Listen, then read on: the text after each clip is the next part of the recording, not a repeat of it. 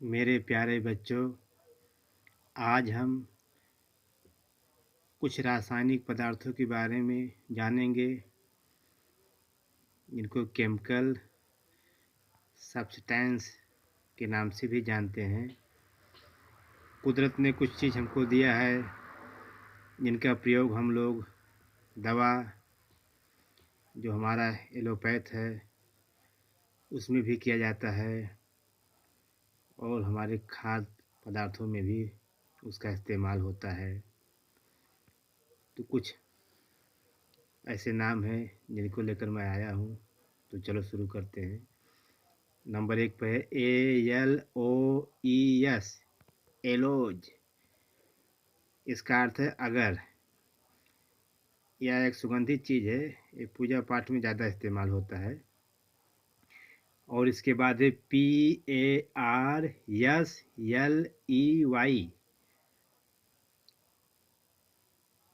Partially. और इसका मतलब है अजवाइन, और इसका एक दूसरा नाम है अजमोदा। और इसके बाद है VINGER, विनेगर। और इसका मतलब है सिरका। या दोस्तों और मेरे प्यारे बच्चों, ये जो गन्ने का रस होता है, उसी को हम लोग रासायनिक क्रिया करके सिरके का रूप देते हैं, जो हम लोग के खाने के काम भी आता है। और लोग साफ सफाई में भी सिरके का इस्तेमाल करते हैं। एक एंटीसेप्टिक भी है,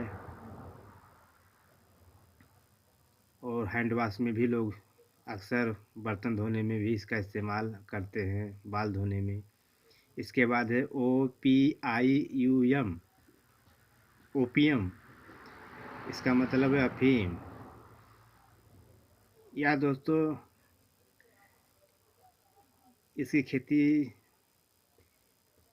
ज़्यादा करके बाराबंकी साइड में होती है। यह एक नशीला पौधा है।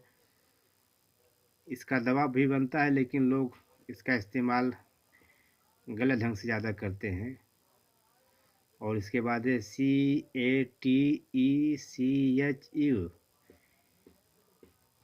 कैटचू।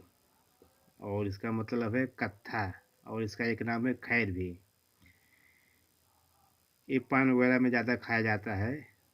ये ठंडे स्वभाव का है। इसका जो मिजाज है ठंडा होता है। इसके बाद है CAMPHOR, कैम्फर। इसका मतलब है कपूर। और इसका एक संस्कृत नाम है कर्पूर।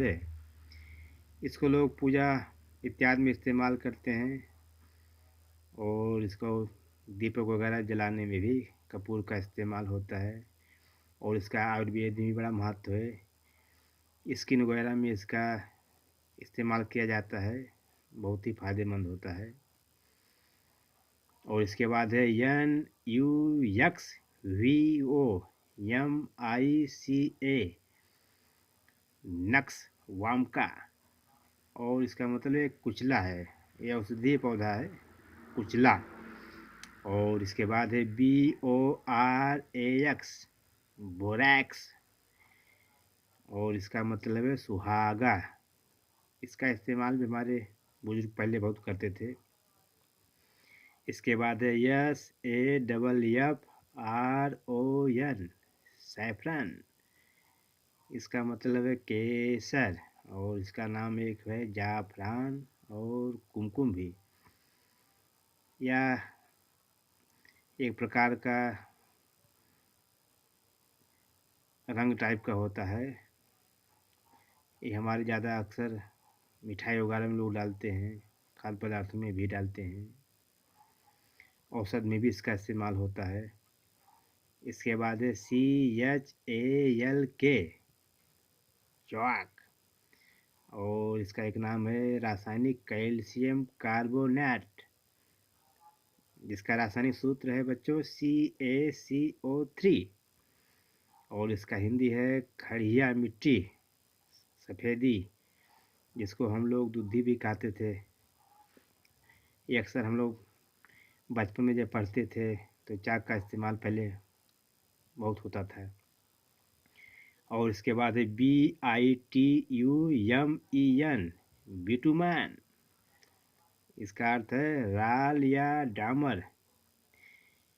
मेरे प्यारे बच्चों, जो सड़क वगैरह बनाया जाता है, इसमें इस रासायनिक अवयव का प्रयोग होता है।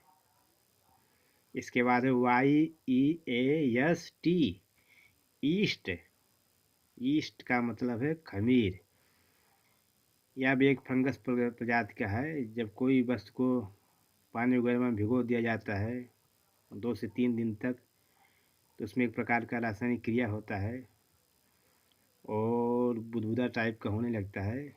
उसी को ईस्ट कहते हैं। अक्सर इसको लोग तमाम जगह पे इस्तेमाल करते हैं, जैसे जलेबी हुआ और भी तमाम जगह, जैसे सिरका हुआ, इसमें भी। इसके बाद है RUDDLE, रडल। इसका अर्थ है गेरू, लाल मिट्टी टाइप का होता है। इसके बाद है SANDAL, सैंडल। इसका अर्थ है दोस्तों चंदन, जो हमारे माथे वगैरह पे लोग लगाते हैं। ऋषि महात्मा, हम लोग भी लगाते हैं। इसका स्वभाव ठंडा है और चप्पल में भी लोग इसका इस्तेमाल करते हैं।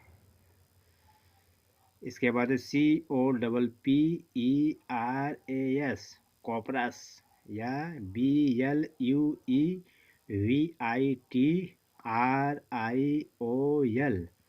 Blue vitriol. इसका अर्थ है तूतिया। यह भी एक जहरीला पदार्थ है। इसका भी दवा में बहुत नगण्य मात्रा में, बहुत नगण्य मात्रा में इस्तेमाल होता है। अगर अधिक इस्तेमाल कर लिया जाए तो नुकसान भी हो सकता है। इसके बाद है ALUM, एलम। इसका अर्थ है फिटकिरी। यह भी एक एंटी है। इसका भी इस्तेमाल हम लोग अक्सर कट गया हो या दाढ़ी वगैरह जब बनाया जाता है, और साफ करने में भी इसका, जैसे जलेबी वगैरह में भी पड़ता है। बहुत ही अच्छी चीज़ है फिटकिरी, बहुत ही सस्ती है और एंटीसेप्टिक में भी बहुत ही रामबाण है। इसके बाद है BENZOIN, बेंजोइन। इसका अर्थ है लोहबान, और गूगल में भी इस्तेमाल कर सकते हो। यह एक जावा जो वृक्ष होता है उसी से होता है। इसके बाद है ARSENIC, आर्सेनिक। इसका भी मतलब है संखिया। यह भी एक प्रकार का जहरीला पदार्थ है। अक्सर दवा वगैरह में भी इस्तेमाल होता है, बहुत नगण्य मात्रा में। इसका भी अगर ज़्यादा इस्तेमाल कर लिया जाए तो भी दिक्कत हो सकती है। इसी के साथ बच्चों, हम पूर्ण विराम लगाते हैं। फिर कल किसी विषय पर चर्चा करेंगे। हमारे चैनल को देखने के लिए धन्यवाद। जय हिंद, जय भारत।